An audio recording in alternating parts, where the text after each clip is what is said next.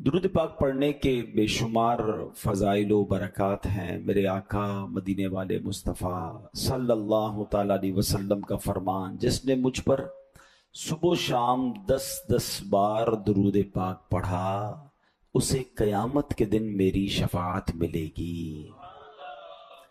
محبت کے ساتھ بآواز بلند درود پاک پڑھ لیں۔ صلو علی الحبیب صلی اللہ تعالی علی محمد صلی اللہ علیہ وسلم۔ مہر چرخ نبوت پہ روشن درود، مہر چرخ نبوت پہ روشن درود، گل باغ رسالت پہ لاکھوں سلام، شہریار ارم تاجدار حرم، نو بہار شفاعت پہ لاکھوں سلام۔ ایک بار پھر محبت سے درود پاک پڑھ لیں۔ صلو علی الحبیب صلی اللہ تعالی علی محمد صلی اللہ علیہ وسلم۔ آج قرآن پاک کی پارہ نمبر 1 سورہ بقرہ اور آیت نمبر 105 105 نمبر آیت کی تلاوت ہوگی، اس کا ترجمہ ہوگا اور اس سے ملنے والا انشاءاللہ پیغام۔ اللہ کریم قرآن مجید میں ارشاد فرماتا ہے، اعوذ باللہ من الشیطان الرجیم، بسم اللہ الرحمن الرحیم۔ ما يود الذين كفروا من أهل الكتاب ولا المشركين أن ينزل عليكم من خير من ربكم والله يختص برحمته من يشاء والله ذو الفضل العظيم۔ آسان ترجمہ قرآن کنز العرفان۔ اے ایمان والو، اے مسلمانوں، نہ تو اہل کتاب کے کافر چاہتے ہیں اور نہ ہی مشرک کہ تمہارے اوپر تمہارے رب کی طرف سے کوئی بھلائی اتاری جائے، حالانکہ اللہ جسے چاہتا ہے اپنی رحمت کے ساتھ خاص فرما لیتا ہے، اور اللہ بڑے فضل والا ہے۔ یہ ہو گیا اس آیت کا ترجمہ۔ اللہ کریم نے قرآن پاک میں اس بات کا جواب دیا ہے کہ کیا ریزن تھا کہ وہ معاذ اللہ نبی پاک علیہ السلام کی بارگاہ میں گستاخی کے جملے کہا کرتے تھے۔ اس کی وجہ کیا بتائی؟ ما یود الذین کفروا من اہل الکتاب ولا المشرکین۔ اے مسلمانوں، نہ تو اہل کتاب چاہتے ہیں اور نہ ہی مشرک۔ کیا نہیں چاہتے؟ آگے بتایا قرآن نے، ان ینزل علیکم من خیر من ربکم، کہ تمہارے اوپر تمہارے رب کی طرف سے کوئی بھلائی اتاری جائے۔ کتنا حسد ہے انہیں، ان کو کتنا پرابلم ہے ان مشرکین کو، ان یہودیوں کو، اس زمانے کے لوگوں کو، اور آج بھی ہے، کہ مسلمانوں پر بھلائی نہ اتر جائے، مسلمانوں سے ان کا رب راضی نہ ہو جائے، ان پہ برکتوں کا نزول نہ ہو جائے۔ اب طریقہ کیا انہوں نے اپنایا کہ وہ خود بھی گستاخی والے الفاظ استعمال کرتے تھے اور چاہتے تھے مسلمان بھی معاذ اللہ ان گستاخانہ جملوں کو دہرانا شروع کر دیں، مگر یہ بدبخت جانتے نہیں، اللہ نے سبحان اللہ مسلمانوں کو انعام کیا دیا، واللہ یختص برحمتہ من یشاء واللہ ذو الفضل العظیم۔ حالانکہ اللہ جسے چاہتا ہے اپنی رحمت کے ساتھ خاص فرما لیتا ہے، جنہیں بچانا ہوتا ہے، جنہیں نوازنا ہوتا ہے، جنہیں عروج عطا کرنا ہوتا ہے، یہ اللہ کی شان ہے کہ اللہ انہیں اپنی رحمت کے ساتھ خاص فرما لیتا ہے، اور اللہ بڑے فضل والا ہے۔ اے میرے پیارے اسلامی بھائیوں، کیوں کہ ہمیں نسبت ہے جناب رسول اللہ علیہ الصلوۃ والسلام سے، اس نسبت کی برکت سے، اس غلامی کی برکت سے اللہ مسلمانوں پر رحمتوں کی بارش نازل فرماتا ہے۔ کیا خوبصورت شاعر نے بات کہی نا، ہر کرم کی وجہ یہ فضل عظیم، صدقہ ہے سب نعمتیں اس فضل کا، بے سبب اس کی عطائیں بے شمار، بے غرض اس کے کرم بے انتہا، اپنے بندوں کو خدائے پاک نے اس کے صدقے میں دیا جو کچھ دیا۔ یعنی نبی پاک کی غلامی ملی، سرکار علیہ الصلوۃ والسلام کا دامن ملا، تو اللہ قرآن میں فرما رہا ہے کہ اللہ کچھ لوگوں کو اپنی رحمت کے ساتھ خاص کر لیتا ہے، اللہ بڑے فضل والا ہے۔ اب یاد رکھیے، غیر مسلم کو یہ بات بہت اچھی طرح معلوم ہے جو ہمیں معلوم نہیں ہے۔ کہتے ہیں نا، دشمن کو بعض اوقات ہمارا وہ پرابلم پتا ہوتا ہے جو ہم ریئلائز ہی نہیں کر رہے ہوتے۔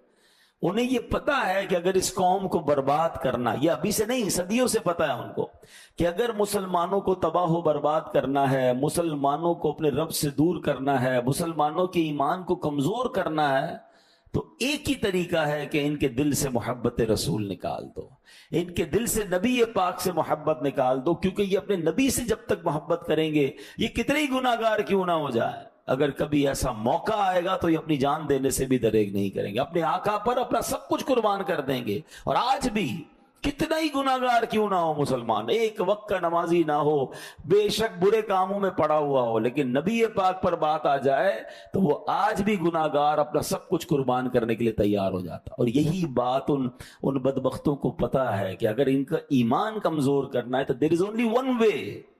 اور یہ بات شاعر مشرق ڈاکٹر اقبال نے بہت پہلے کہہ دی تھی کہ وہ فاقہ کش کے موت سے ڈرتا نہیں ذرا، وہ فاقہ کش کہ موت سے ڈرتا نہیں ذرا، روح محمد اس کے بدن سے نکال دو۔ کیونکہ مسلمان غریب ہو، فقیر ہو، پریشان ہو، لیکن جب نبی پاک کی بات آ جائے تو نہ وہ غربت سے ڈرتا ہے، نہ فاقے سے ڈرتا ہے، وہ اپنے نبی کے نام پر اپنا سب کچھ قربان کر دیتا ہے۔ ایک شاعر نے لکھا نا، بتا دو گستاخان نبی کو غیرت مسلم زندہ ہے، ان پر مر مٹنے کا جذبہ کل بھی تھا اور آج بھی۔ اب کتنی گناہگار کیوں نہ ہو، اب کتنی خطا کار کیوں نہ ہو، مگر آج بھی نبی پاک پر اپنا سب کچھ قربان ہے۔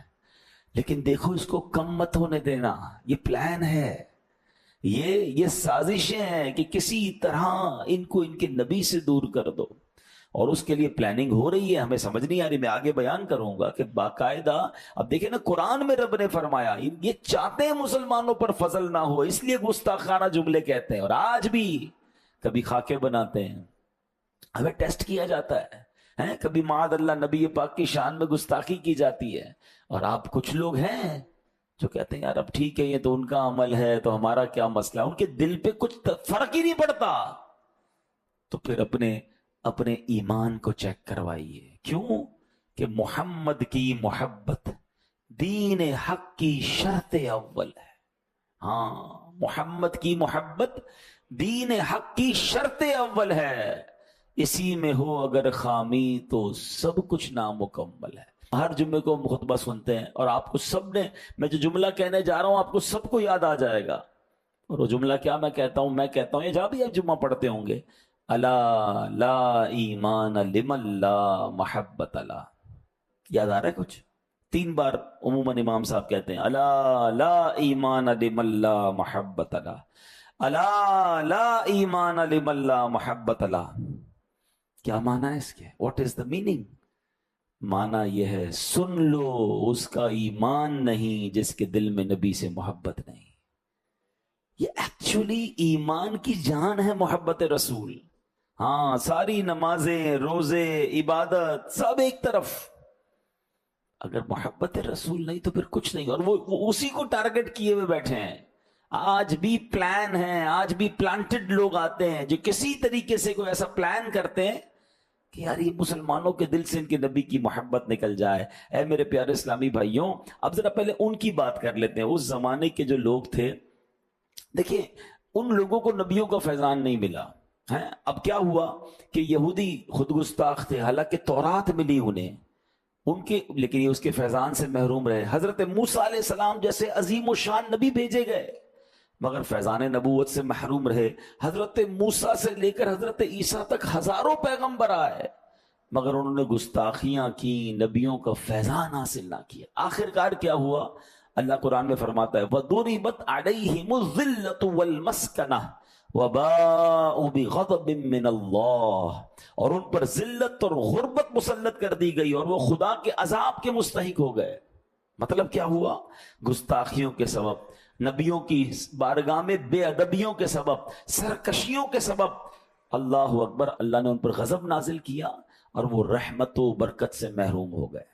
اب یہ کیا کرتے ہیں کہ انہوں نے دیکھا کہ ہم تو کھائی میں گر گئے ہیں، ہم سے تو اللہ ناراض ہے، ہم نے تو نبیوں کی گستاخی کی، اب مسلمان بھی اپنے نبی کی گستاخی کریں، اب مسلمان بھی بے ادبی کریں۔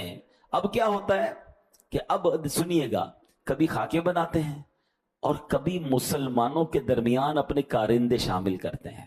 وہ کبھی کبھی مذہبی حلیہ اپنا کر آج کل سوشل میڈیا پر، ٹی وی پر آ کر بیٹھتے ہیں، اور پھر بے باکیاں کر رہے ہیں، گستاخیاں کرتے ہیں، اور لوگ کہتے ہیں تو اظہار رائے ہے جناب، آزادی اظہار رائے ہے، معاذ اللہ۔ وہ چاہتے کیا ہیں کہ کسی طرح ہماری زبان پر بے ادبی ہے۔ دیکھیں یہودیوں نے اس زمانے میں صحابہ کو نہیں کہا تھا آپ گستاخی کریں، وہ گستاخانہ جملے کہنا شروع کر دیا انہوں نے، تاکہ ان کی زبان سے بھی وہ ادا ہو جائیں۔ آج بھی یہی ہو رہا ہے، ہمیں کوئی کہتا نہیں آپ یہ کہو، مگر وہ ٹی وی پہ آ کے صحابہ کے خلاف بات کرے گا، کوئی نبیوں کے بارے میں بات کر دیں گے، کوئی معاذ اللہ پیارے آقا کی اہل بیت کے بارے میں بے ادبی والی بات، تاکہ مسلمان بھی بے ادبی کے جملے سیکھ جائیں، مسلمان بھی گستاخیاں کرنے معاذ اللہ لگ جائیں، تاکہ ان کا ایمان کمزور ہو جائے، تاکہ ان سے محبت رسول چھین لی جائے۔ یہ وہ پلان ہے کہ کسی طرح ان کے دل سے محبت رسول کو نکالا جائے۔ مجھے ایک بات بتائیں، ایک بڑی دیوار ہو، آپ اس کو دھکا دیں، وہ نہیں گر رہی، اب کیا کریں گے؟ یار اس کے نیچے سے مٹی نکالو، اس کی مٹی نکال دو گے نا یہ کمزور ہو جائے گی۔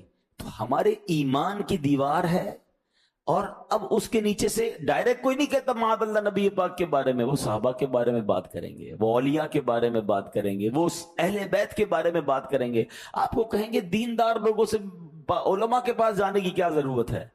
تاکہ پہلے آہستہ آہستہ مٹی نکلتی جائے، پہلے علماء سے دور کرو، پھر اولیاء سے دور کرو، پھر صحابہ سے کرو، پھر اہل بیت سے کرو، اور آخری وقت اتنی دیوار کمزور ہو جائے کہ پھر دین سے ہی دور کر دو۔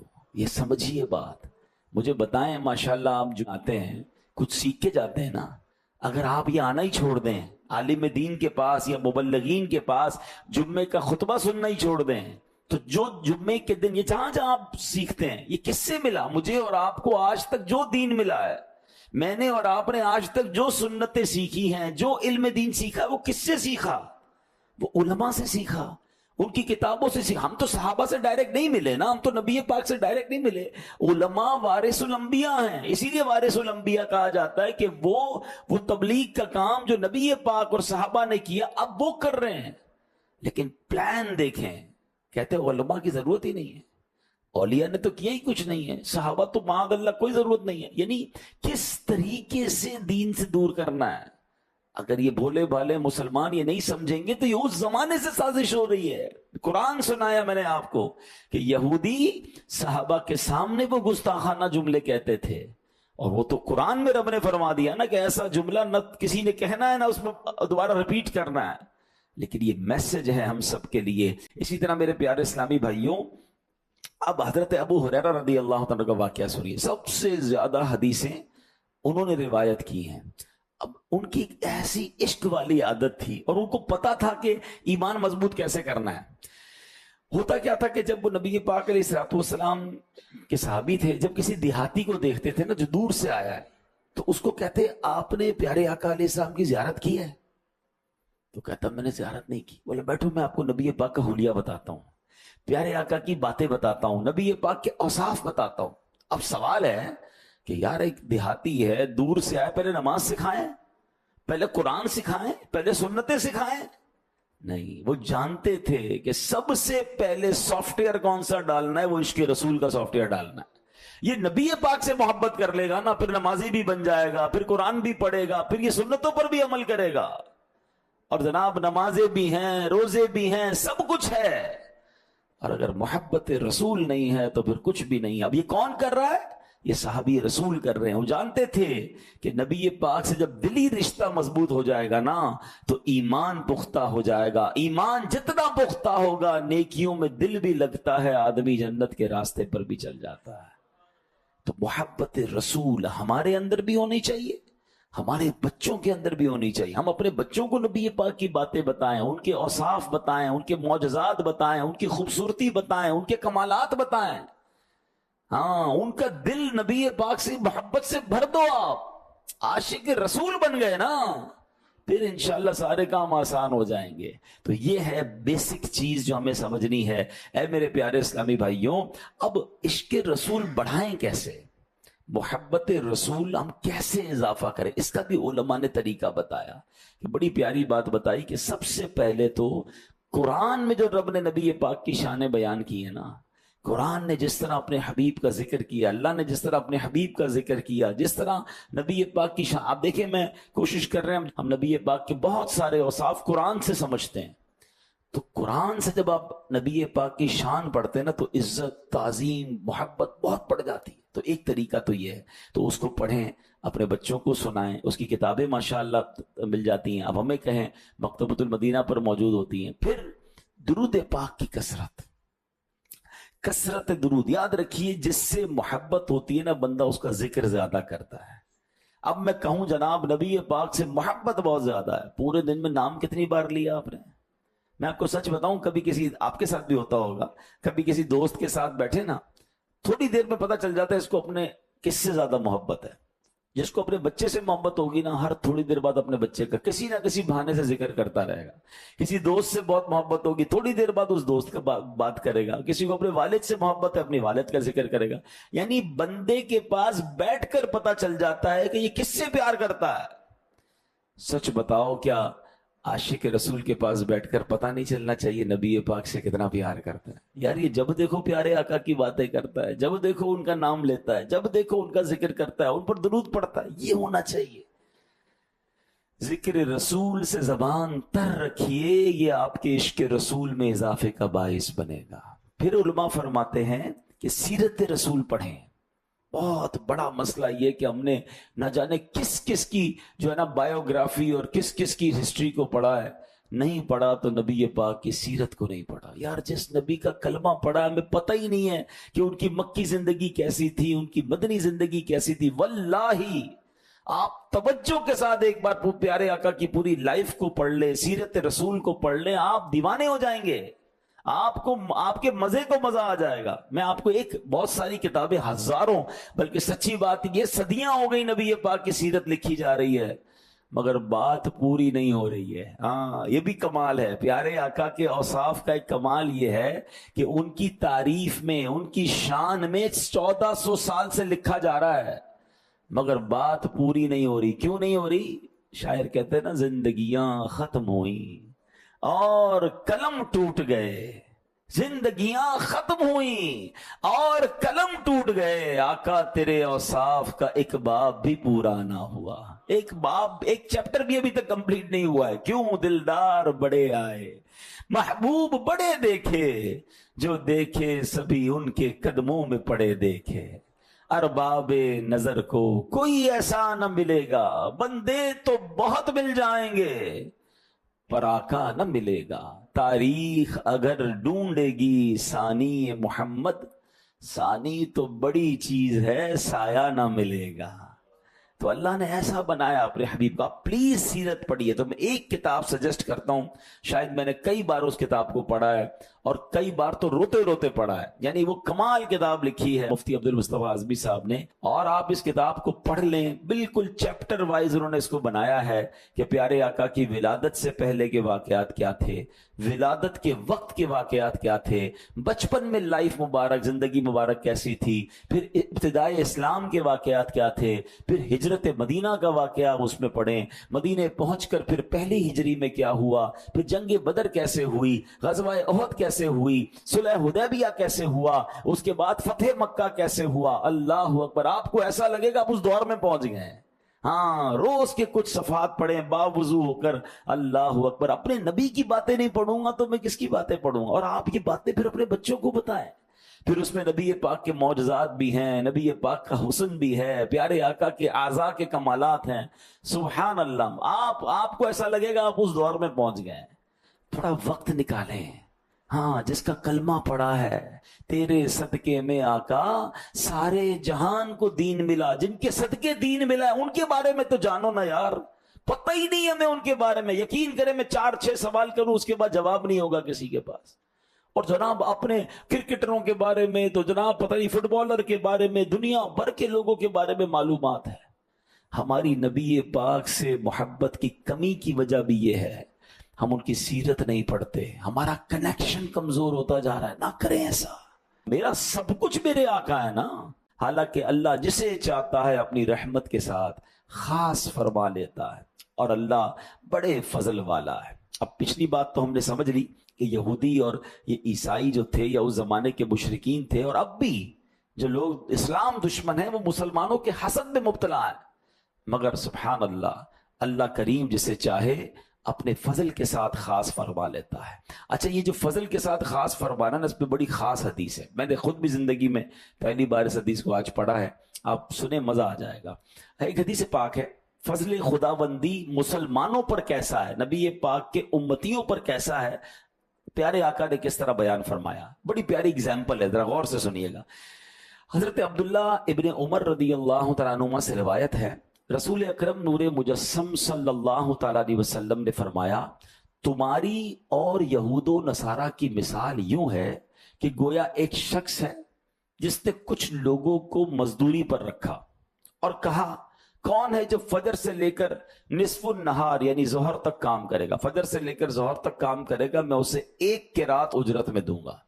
اور یہ نبی پاک نے فرمایا یہ مثال یہودیوں کی طرح ہے، یہودیوں کی ہے کہ فجر سے لے کر ظہر ٹائم بہت ہوتا ہے، بہت کام کیا، 1 قرات ملا. پھر وہ شخص اعلان کرتا ہے، کون ہے جو نصف النہار یعنی ظہر سے لے کر عصر تک کام کرے گا، اس کو بھی 1 قرات دوں گا. آقا علیہ السلام نے فرمایا یہ نصارہ عیسائیوں کی مثال ہے. پھر اس نے آخر میں اعلان کیا، کون ہے جو عصر سے مغرب کام کرے گا اور 2 قرات دوں گا. عصر سے مغرب ٹائم کتنا؟ سب سے تھوڑا، اور اجر کتنا؟ ڈبل. فرمایا یہ مثال مسلمانوں کی ہے. یعنی پچھلی قوموں نے بڑی عبادتیں کی، جو عبادت گزار تھے نا وہ جنگلوں میں رہتے تھے، بہت محنت کی، عمریں بھی لمبی لمبی، 300 سال 400 سال عبادت. مسلمانوں کی عمر بھی تھوڑی، جنگل میں نہیں جانا ہے، جنگل میں جا کر ریاضت میں بھوکے پیاسے رہ کے عبادت نہیں کرنی ہے. ہماری مسجد میں اے سی چل رہا ہے، پنکھوں کے نیچے بیٹھے ہیں، اللہ پھر بھی اجر عطا فرما رہا ہے. عمر بھی تھوڑی، کام بھی تھوڑا، اجر بھی زیادہ. کیوں؟ سبحان اللہ، میری خوش قسمتی میں تیرا امتی.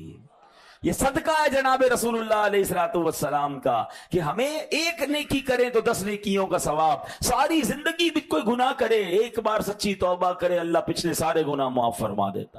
یہ صدقہ ہے جناب رسول اللہ علیہ الصلوۃ والسلام کا. تو اے میرے پیارے اسلامی بھائیوں، نبی پاک نے فرمایا جب یوں ہوا کہ اس امت نے کام تھوڑے کیے مگر اجر دگنا مل گیا، ڈبل مل گیا، تو یہود و نصارہ غصے میں آ گئے، بولے ہم نے کام زیادہ کیا، ہمیں اجر کم دیا جا رہا ہے. اللہ پاک نے فرمایا کیا میں نے تمہارے حق سے کچھ کم کیا ہے؟ تمہیں تو پورا مل گیا نا. ہاں، تو پھر اللہ نے فرمایا یہ اللہ پاک کا فضل ہے، رب کریم جتنا چاہتا ہے فضل عطا فرماتا ہے.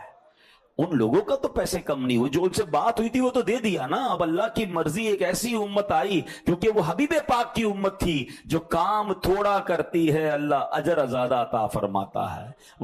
واللہ بالفضل العظیم، اللہ بڑے فضل والا ہے. تو اے میرے پیارے اسلامی بھائیوں، یہ ہم پر مہربانی کی گئی ہے کہ ہمیں چھوڑے تھوڑے عمل پر زیادہ اجر، لیکن اس کی وجہ سے دیگر اقوام، دیگر مذاہب کے لوگ ہم سے حسد کرتے ہیں اور پھر اسی وجہ سے وہ پلان کرتے ہیں. تو یہاں یہ بات ہمیں سمجھنی ہے کہ ہمیں جو ہے وہ تھوڑی سے عمل پر جب اجر زیادہ دیا جا رہا ہے تو ہمیں اللہ کی رحمت کا شکر بھی ادا کرنا چاہیے اور پھر وہ اعمال بھی کرنے چاہیے اور نبی پاک سے سچی محبت کرنی چاہیے. اب آخری بات، حسد جو اس کے بارے میں ہم نے قرآن سے بھی سنا، یہ یہود والی بیماری ہے، یہ پرانی بیماری ہے اور بدقسمتی سے آج مسلمانوں میں بھی حسد آ رہا ہے.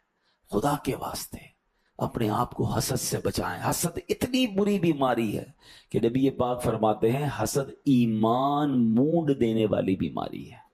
حسد ایمان کو ایسے برباد کرتا ہے جیسے ایلوا جو ہے وہ شہد کو برباد کر دیتا ہے. اب لوگ حسد پال کر بیٹھے ہیں، حسد کرنے والے کا ہی بیڑا غرق ہوتا ہے. ایک واقعہ سنیے جس سے آپ کو مزید بات سمجھ آ جائے گی. ایک شخص تھا، بادشاہ کی بارگاہ میں تھا.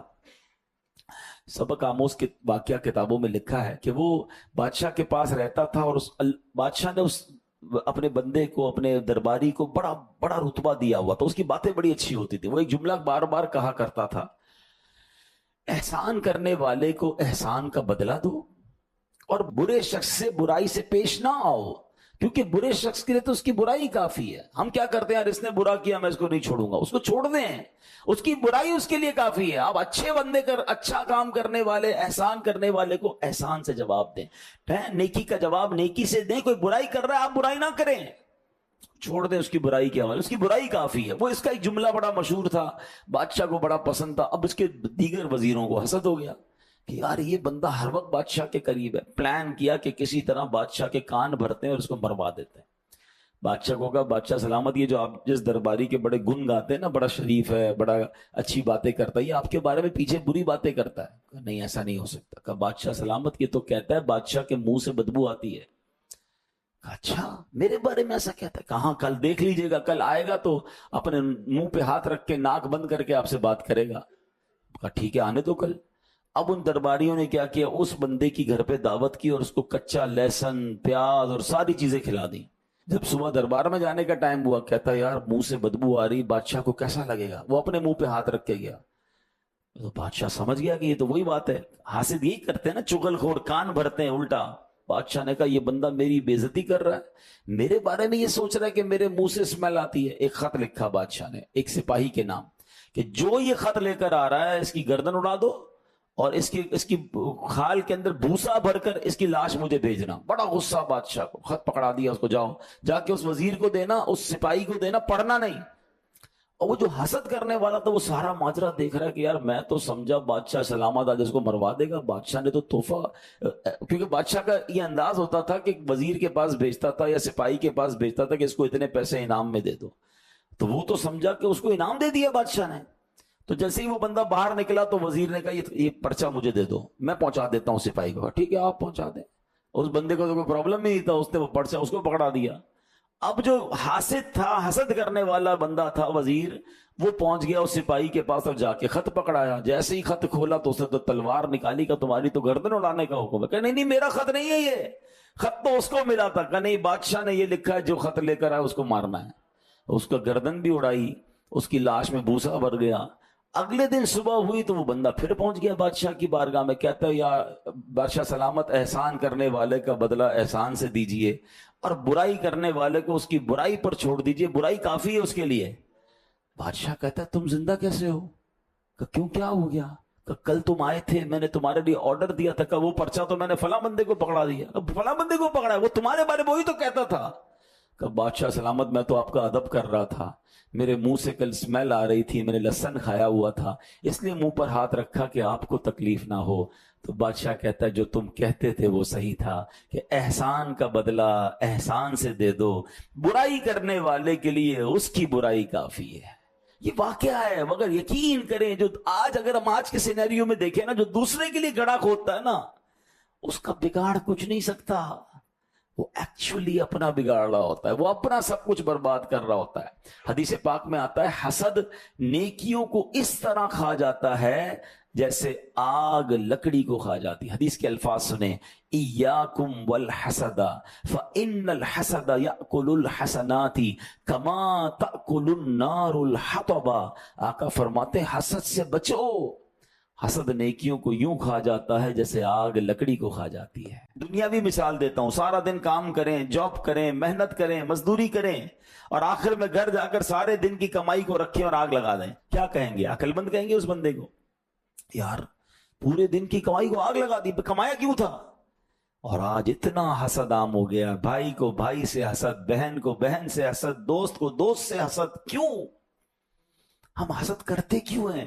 یاد رکھیں اللہ پاک کی مرضی, وہ جسے جو چاہے عطا فرمائے, وہ خالق ہے, وہ مالک ہے. ہم اللہ کی تقسیم پر کیسے اعتراض کر سکتے ہیں؟ اس کو گاڑی کیوں مل گئی, اس کو بنگلہ کیوں مل گیا, یہ ترقی کیوں کر گیا, میں پیچھے. یہی تو حسد ہے نا. ایکچولی حسد یہ کہ جب اگلا ترقی کرتا ہے تو پرابلم ہو جاتی ہے. کیوں پرابلم ہو رہی ہے؟ اللہ عطا فرما رہا ہے, ہم اللہ کی تقسیم پر اعتراض کر رہے ہیں. یہ حرام, جہنم میں لے جانے والا کام. اچھا ایک اور عجیب بات, جس سے حسد ہے نا اس کا بگاڑ کچھ نہیں سکتے ہم. ایسا تھوڑی کہ میں حسد کروں گا تو وہ نیچے ہو جائے گا. اللہ نے عزت رکھی ہے, سارے پاکستان اس سے حسد کرے نا کچھ بھی نہیں کر سکتا اس کا. ہاں وَتُعِزُّ مَن تَشَاءُ وَتُذِلُّ مَن تَشَاءُ. ہم اپنا ہی نقصان, ایک تو نیکیاں برباد کر رہے ہیں, الٹا حسد کرنے والے کا ایک اور پرابلم کیا, اس کو نیند نہیں آتی. اس کو ٹینشن بڑی رہتی ہے، وہ بے سکون ہو جاتا ہے، کیونکہ وہ جل رہا ہے نا، وہ آگ میں جل رہا ہے، حسد ہو رہا ہے، جیلسی ہو رہی ہے۔ ہمیں آ کر کچھ لوگ کہتے ہیں کبھی کبھی نیند نہیں آتی، دماغ بہت سوچ رہا ہوتا ہے، تو چیک کریں کسی کا حسد تو نہیں پال لیا۔ اچھا حسد جو ہے نا، ہمیشہ یاد رکھے کسی جاننے والے سے ہی ہوتا ہے۔ ہاں، مجھے کراچی میں رہتے ہوئے نائجیریا کے کسی بندے سے حسد نہیں ہوگا، جانتے ہی نہیں تو کیا حسد ہوگا؟ کسی رشتہ دار سے ہوگا، کسی دوست سے ہوگا، ہاں کسی کاروبار، ہم جیسے کاروبار کرنے والے سے ہوگا، ہم جیسی فیلڈ کے لوگوں کے ساتھ ہوگا۔ اور یہ سوچنا چھوڑ دیں کہ مجھے حسد نہیں ہو سکتا۔ حسد تو نبی کے بیٹے کو کروا دیا تھا، قابیل اور حابیل میں کیا پرابلم تھا؟ تو ہمیشہ یاد رکھیں یہ حسد پروف کوئی نہیں ہوتا، اپنے آپ کو چیک کرتے رہنا ہوتا ہے کہ یار کوئی ہے کہ جس کی ترقی میں مجھے پرابلم ہوتی ہے، کسی کی تعریف کریں تو مجھے تکلیف ہوتی ہے، اگر ہو رہی ہے تو توبہ کریں، حسد کو نکالیں اپنے اندر سے۔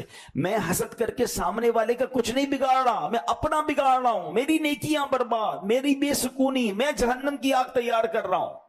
نہیں، اپنے دل صاف کریں یار، خوش ہونا سیکھیں، لوگوں کی ترقی میں خوش ہونا سیکھیں۔ ہاں یہ جملہ سیکھ جاؤ کہ سب کا بھلا سب کی خیر، سب کے بھلے میں اپنی خیر۔ کوئی آ کر بتائے نا یار اس نے نیا بنگلہ بنا لیا، اللہ اور برکت دے، اچھا ہوتا یہی ہے، اس لوگوں کے سامنے ہی کہہ رہے تھے ارے ماشاءاللہ اللہ اس کو برکت دے، دل میں تکلیف ہو رہی ہے، 2 نمبر کے پیسے سے بنایا ہوگا، بھائی ہاں فلاں نے نئی گاڑی لے لی ہے، ہاں ماشاءاللہ مٹھائی کب کھلاؤ گے، اچھا اس کے سامنے بڑے اچھے بن رہے ہیں، باہر نکل کے کہتے ہیں سود کے پیسے سے لی ہوگی۔ اچھا اگر اس نے غلط کیا ہے تو تم کو آڈیٹر کس نے بنایا؟ وہ جانے، اس کا رب جانے نا، اس کا بنگلہ غلط، اس کا کاروبار غلط، وہ آپ کو کس نے کہا چیک کرنے کو؟ وہ اللہ اور جانے، وہ جانے۔ ہم ترقی میں خوش نہیں کیوں نہیں ہو رہے یار؟ یہ مشہور کیسے ہو گیا، اس کو تو ہمارے محلے میں کوئی نہیں جانتا تھا، اچھا اتنا خوبصورت کیوں ہے، میرا چہرہ ایسا کیوں نہیں؟ یہ اللہ کی تقسیم ہے۔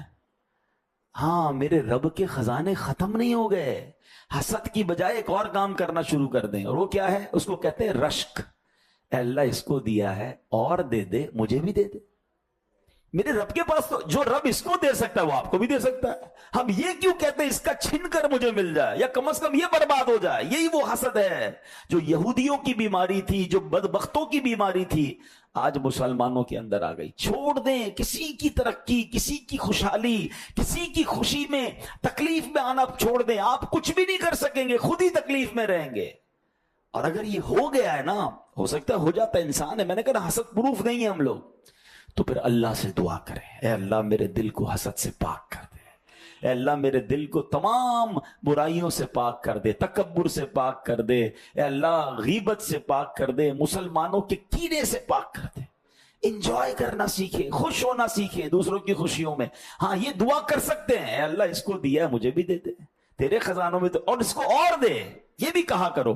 بلکہ میں مشورہ دیتا ہوں، جس سے حسد ہو گیا نا، پہلے چیک کر لو کہ ہاں یار ایک بندہ ہے تو صحیح، کہ جب بھی اس کی ترقی سنتا ہوں، جب بھی اس کی جناب کوئی بڑی بات اس کو مل جاتی ہے تو مجھے تکلیف ہوتی ہے، اب آپ اسی کے لیے دعا کرنا شروع کر دیں، اے اللہ اس کو اور دے۔ آپ کہیں گے مولانا صاحب بندہ ہی اچھا نہیں لگ رہا، اس کے لیے دعا کہاں سے کریں؟